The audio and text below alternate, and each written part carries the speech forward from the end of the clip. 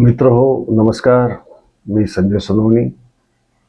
मोदी सरकार किती क्रूर होऊ शकतं, किती विकृत होऊ शकतं, किती हिंसक होऊ शकतं, किती अमानुष होऊ शकतं, याचा प्रत्यय अख्ख्या देशाने, जगाने काल पाहिला. हजारो विद्यार्थ्यांना अक्षरशः बनवण्यात आलं. तरुण मुलींचे कपडे सुद्धा फाडण्यात आले आणि त्यांची जी अवहेलना केली गेली, त्यांना जे धुतकारलं गेलं, त्यांना संसदेपर्यंत पोचू न देण्यासाठी. आणि याच वेळेस हा 56 इंची छातीचा म्हणणारा नरेंद्र मोदी कसा गुपचूप पळून गेला, हे सुद्धा देशाने पाहिलंय, जगाने पाहिलंय. मित्र हो, एक गोष्ट खरी आहे की समस्येचं मूळ फार मोठं आहे. त्याच्याशी आपल्या सगळ्यांना झगडावं लागणारच आहे. परंतु ज्या वेळेस विद्यार्थी, तरुण मुलं, एक नवीन पिढी, देशाची नवीन पिढी आक्रोश करते, आम्हाला न्याय द्या. आणि न्याय तुम्ही एक शिक्षण पद्धती बदल करून, धर्मेंद्र प्रधानचा राजीनामा घेऊन तुम्ही आम्ही काहीतरी गंभीर आहोत या विषयाबद्दल, हे जरा थोडंसं दाखवा. ही मागणी. त्यांना एकतर 20-21 दिवस उपोषण चाललं. सोनम वांगचुकांना उचलून देण्यात आलं आणि विद्यार्थ्यांना अक्षरशः अमानुष मारहाण झाली. संसदेत गदारोळ झाला, पण याबद्दल सरकारने एकही शब्द, अवाक्षर सुद्धा या स्थितीबद्दल, विद्यार्थ्यांच्या दुःस्थितीबद्दल किंवा भावी पिढीचं भवितव्य आपण अंधकारमय करतो आहोत याबद्दल कसलाही खेद करणारं विधान केलं नाही. आज तर राहुल गांधी, प्रियंका गांधी आणि अनेक नेते नरेंद्र मोदींच्या घरासमोर धरणं देऊन बसलेले आहेत. या आंदोलनाची खरं तर पहिल्या 2-3 दिवसातच समाप्ती करता आली असती. एक बोलणी करून, चर्चा करून, संवाद साधून किंवा धर्मेंद्र प्रधानचा राजीनामा घेऊन. ते करण्यामध्ये या सरकारने कसलाही रस दाखवला नाही. पण यामागं ही मनोवृत्ती येते कुठून, हा खरा प्रश्न आहे. जसा मुळात नीट परीक्षेचे पेपर कसे फुटतात, का फुटतात आणि त्याला कोण जबाबदार आहे, याच्यावर आपण कालच्या व्हिडिओमध्ये चर्चा केलेलीच आहे. त्यात आपण स्पष्टपणे म्हटले की भ्रष्ट मनोवृत्तीचे विद्यार्थी आहेत काही, म्हणून पेपर फुटतात. लाखो रुपये त्या फुटलेल्या पेपरला द्यायला तयार असणारे लोक आहेत म्हणून पेपर फुटतात. परंतु ही फोडण्याची मनोवृत्ती, म्हणजे असे काही भ्रष्ट विद्यार्थी असू शकतील, पण त्यांना बळ देणारी शासकीय यंत्रणेतले जर काही सामील असणारे लोक असतील तर स्वाभाविकपणे दोष दोघांवरही जातो. यावर आपण चर्चा केलेली आहे. आजचा प्रश्न वेगळाच आहे. ज्या प्रामाणिक विद्यार्थ्यांनी मागणी केलेली आहे की आमच्या प्रश्नाचं उत्तर द्या किंवा धर्मेंद्र प्रधान तुम्ही राजीनामा द्या, कारण शिक्षण मंत्री तुम्ही आहात, व्यवस्थेचे प्रमुख आहात, ती तुमची जबाबदारी आहे. ती तुम्हाला करायचं नाही, ते केलं नाही, अजूनही केलेलं नाही. आज त्यामुळे हा प्रश्न जो राजकीय नव्हता, तो शैक्षणिक, शिक्षण व्यवस्था, परीक्षा व्यवस्था याबद्दलचा होता, तो आज एका परीने सामाजिक, राष्ट्रीय आणि राजकीय सुद्धा बनलेला आहे. राहुल गांधी, प्रियंका गांधी आणि अनेक राजकीय नेते नरेंद्र मोदींच्या घरासमोर धरणं देऊन बसले आहेत. हे चित्र गेल्या 14 वर्षात पूर्वी कधी नव्हतं. नरेंद्र मोदींनी स्वतःची लोकप्रियता असली काही भव्य दिव्य आहे असं चित्र निर्माण केलं होतं. 4 इंची छातीच्या माणसाने 56 इंची छाती सांगणं, असा विनोद नरेंद्र मोदींनी करून दाखवला. आपण अजैविक आहोत, म्हणजे आपण डायरेक्ट परमेश्वराचे अवतार आहोत, असं सुद्धा म्हणायला त्यांनी कमी केलेलं नव्हतं.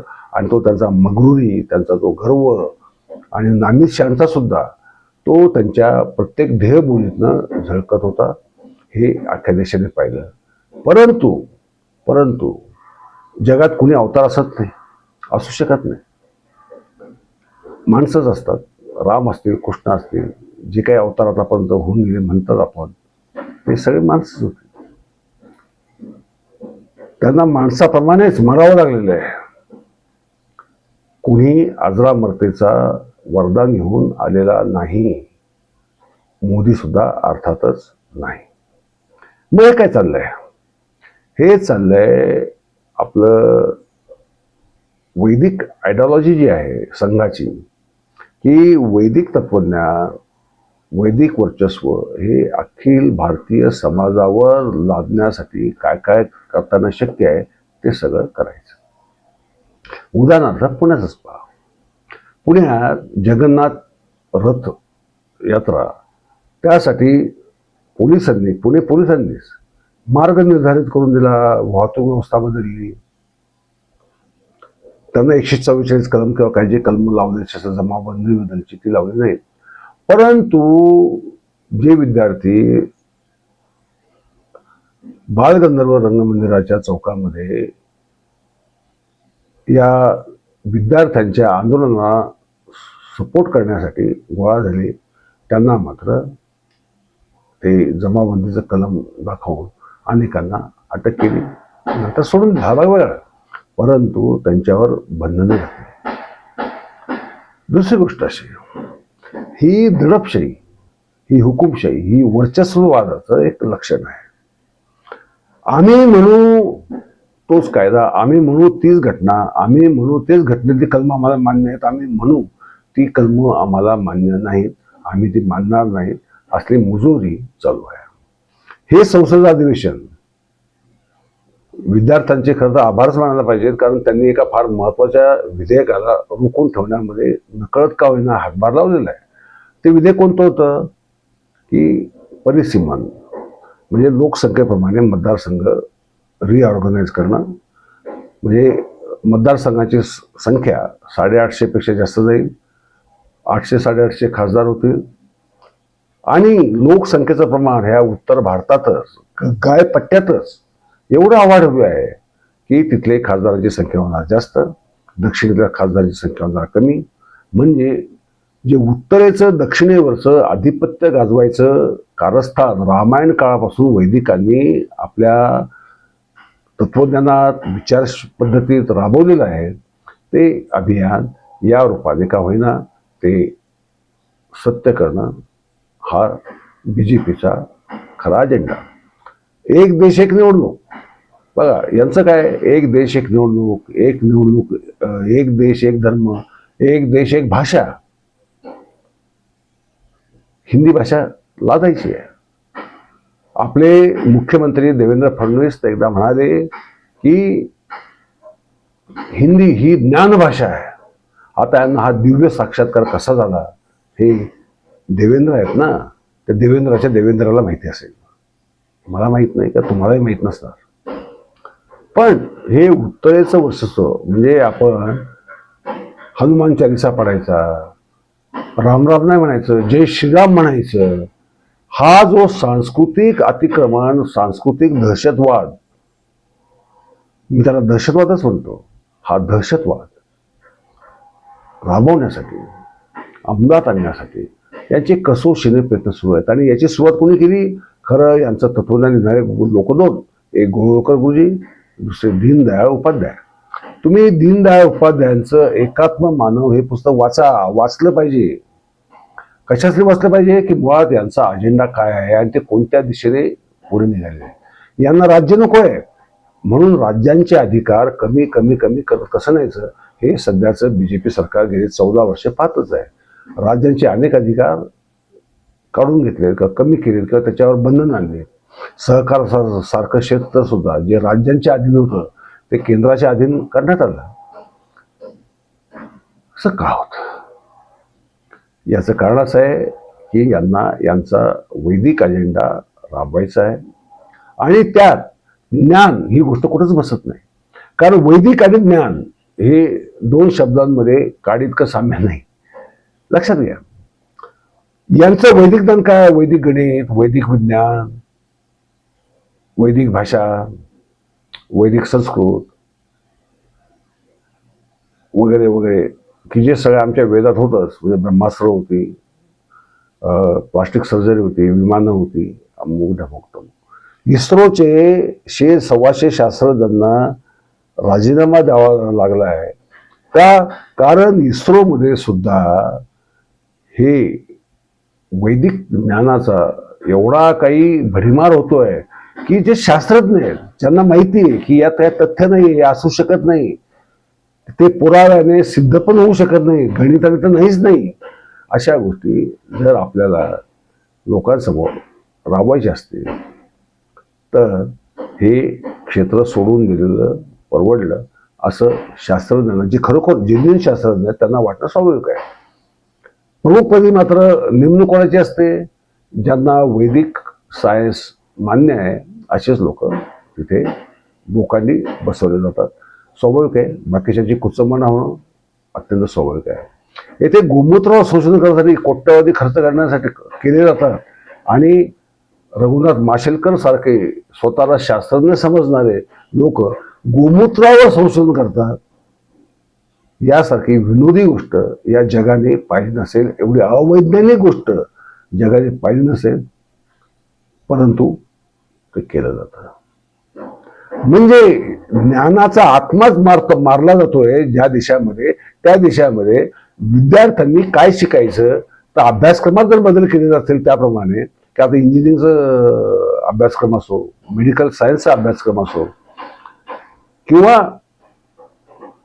भाषा असो, म्हणजे आर्ट ते क्षेत्र असो, तेथे ज्या गोष्टी कोणत्याही आधारावर सिद्ध होत नाही अशा म्हणतात.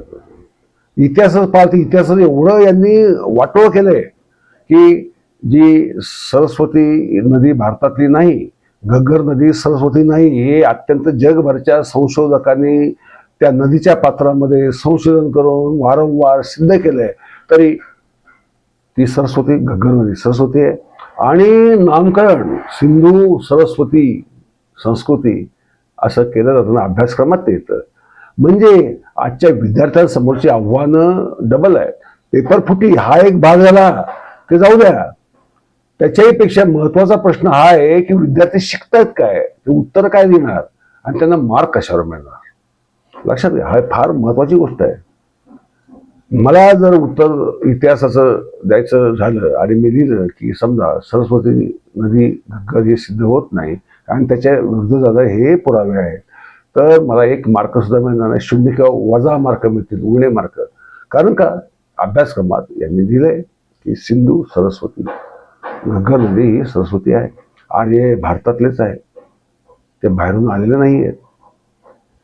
राखेगडीचा DNA संशोधन जगात सायन्समध्ये का सेलमध्ये खुद्द वसंत शिंदेंनी काही प्रश्न केले असेल, परंतु भारतात मात्र ते काय सांगतात की वैदिक संस्कृत ही तिथली बोलीभाषा होती, वैदिक हे भारतातलेच, आम्ही सिंधुपुत्रच आहोत. आणि हे सांगायला यांना कोण लागतो? अवैदिक लागतो. हे तुमच्या खांद्यावर बंदुका ठेवतात, गोळ्या झाडतात, लोकांचे बळी घेतात आणि तुम्ही तात्पुरतं आपल्याला प्रसिद्धी मिळते, नाव मिळते, प्रसिद्धी मिळते, या यशामध्ये मशगूल राहतात, खुश होतात. परंतु आपण भावी पिढ्यांचं काय नुकसान करतोय याचं भान आहे काय? तर हा 4 दिशांनी जाणारा प्रश्न आहे. पहिला प्रश्न, पेपर फुटतात. पेपर फुटलेले पेपर विकत घेणारे काही महामूर्ख आहेत म्हणून पेपर अर्थात फुटतात, कारण स्वार्थ कोणाला नाही, सगळे स्वार्थ झालेले. त्यानंतर आपला अजेंडा राबवायचा आहे, वैदिक अजेंडा, ते शिक्षणात कसं घुसवायचं, विद्यार्थ्यांना तेच खरं आहे हे कसं वाटू द्यायचं. कारण लहानपणी तुम्ही जे शिकता ते आयुष्यभर सहजासहजी मनावरनं पुसलं जात नाही, लक्षात ठेवा. अवैज्ञानिक गोष्टी जर तुमच्या मनावर बिंबवल्या गेल्या तर अर्थातच तुम्ही सुद्धा अवैज्ञानिकच राहाल.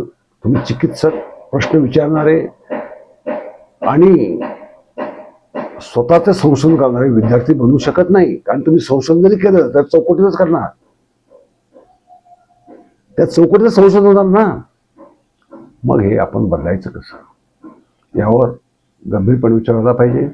काल जे दिल्लीत घडलं, अमानुषपणे, निघृणपणे, क्रूरपणे विद्यार्थ्यांना मारहाण झाली, त्याचा निषेध करावा तेव्हा थोडा आहे. खरं तर ज्यांनी मारहाण विद्यार्थ्यांना केली त्या पोलिसांवर सुद्धा निलंबनाची कारवाई व्हायला पाहिजे. त्याच वेळेस गृहमंत्र्यांनी, कारण पोलीस खाते गृहमंत्र्यांचे आणि केंद्रीय गृहमंत्र्यांचे, दिल्ली पोलीस जरी असले तरी ते केंद्राच्या अंडर आहे, त्यांनी राजीनामा द्यायला पाहिजे, धर्मेंद्र प्रधान द्यायलाच पाहिजे. आणि जे राहुल गांधींनी मागणी केली आहे, जी प्रियंका गांधींनी मागणी केलेली आहे की प्रधानमंत्र्यांनी राजीनामा द्यायला पाहिजे. आता हे बनणार, हे निर्लज्ज लोक आहे, हा भाग वेगळा. परंतु जे वातावरण निर्माण झालेलं आहे ते वातावरण या सरकारची नाकामयाबी, त्यांची नालागिरी सिद्ध करणारी आहे. 14 वर्षामध्ये, गेल्या 2014 पासून आतापर्यंत 12 वर्षामध्ये देशाला कोणत्याही पातळीवर यांनी वाढ होऊ दिली नाही. प्रत्येक गोष्टीत जागतिक रँकिंगमध्ये आपला नंबर खाली, प्रत्येक गोष्टीमध्ये तो वर जायची जागाच नाही आहे. महासत्ता होणं सोडून द्या हो, महासत्ता अशा पद्धतीने नाही होत ना. ज्ञानसत्ता असल्याखेरीज कोणी संस्कृती, देश, महासत्ता होऊ शकत नाही. आणि आम्ही इथे ज्ञानाचेच भिन्नवडे काढलेले, आम्ही विद्यार्थ्यांनाच मारहाण करतोय. आम्ही विद्यार्थ्यांनाच उद्याचं उज्ज्वल भवितव्य दाखवण्याच्या ऐवजी त्यांना अंधकाराच्या, अज्ञानाच्या कालगुहेमध्ये नेतो आहोत. याची आम्हाला देश म्हणून लाज वाटली पाहिजे. एवढंच मित्र, सर्वांनी विचार करा, चिंतन करा आणि आपण कुठे चाललो आहोत, कुठे जायचं आहे याबद्दल गांभीर्याने लक्ष घाला आणि आपापले मार्ग स्वतंत्र बुद्धीने, स्वतंत्र मनाने ठरवा. पण यांच्यावर अवलंबून राहून कोणाचंही भलं होत नाही, होणार नाही, ही कालत्री सिद्ध झालेली बाब आहे. एवढंच. धन्यवाद. नमस्कार.